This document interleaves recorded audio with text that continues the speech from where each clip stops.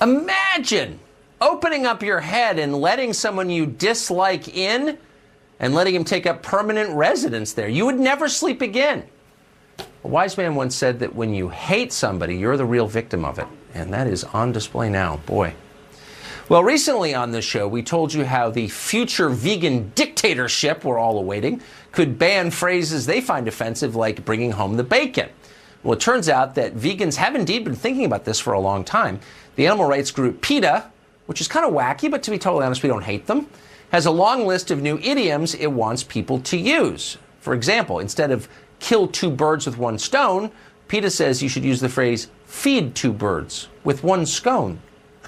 What else are they even thinking about at Peta? Ashley Byrne works there. She's a campaign executive, and she joins us today. Ashley, thanks a lot for coming on.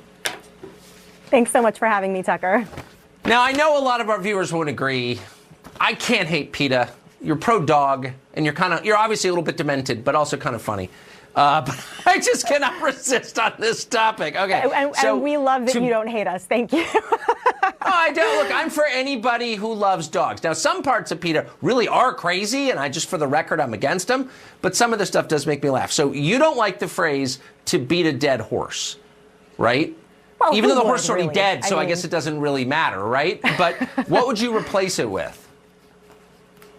We suggested feed a fed horse. Feed a fed horse. So overfeed a horse, make a horse fat, is what you're saying. Exactly. Force feed a horse, kind of like you would a goose for pate. Okay. Feed a fed horse. Okay. Just as nonsensical as beating a dead horse, right? You know what? It's a very good point. It's every bit as dumb as the idiom it replaced. Okay, fair enough. Bring home the bacon. Yeah. I kind of like that. But you say what? Bring home the bagels. And as a New Yorker, I like that. And as a vegan. I know, but there's something a little emasculating about that. I mean, bring home the bacon has a kind of vigorous feel to it. Bring home the bagels. You think that's as powerful? I don't know where you're getting your bagels, but yeah, absolutely. And I think it's fair. Yeah, and I think when you think about where bacon comes from, it's really not that light. The pork industry is pretty ugly. So absolutely, bring home the bagels. Which I don't ever think about. I didn't think about it this morning when I ate it. Take the bull by the horns. And that's why we want to have this conversation. Well, good point. Instead of taking the bull by the horns, let's take the rose by the thorns. And again, it sounds funny, but I think anyone who's ever seen a bullfight, it's grisly, it's awful. I agree. It's pretty ugly. Yeah. I agree. I don't want you to out me as an animal rights whacker, but I'm kind of with you on the bullfighting. It's not really a fair fight. Put your eggs in one basket. Never a fair fight. That seems harmless. What's wrong with putting your eggs in one basket? Put your berries in one basket because unlike eggs, berries don't come from chickens who live crammed into little cages where they can't turn around and, defecating on one another. Again, the egg industry, it's when you peek behind the scenes, you find cruelty, you find abuse, and so I know, but we're talking about language here. Why not? Okay, but if you're in a meeting and somebody says, look, I'm just worried we're putting all our berries in one bowl. Everyone would turn in silent horror at that person and saying, you know what, you're just a tool. You can't work here, right?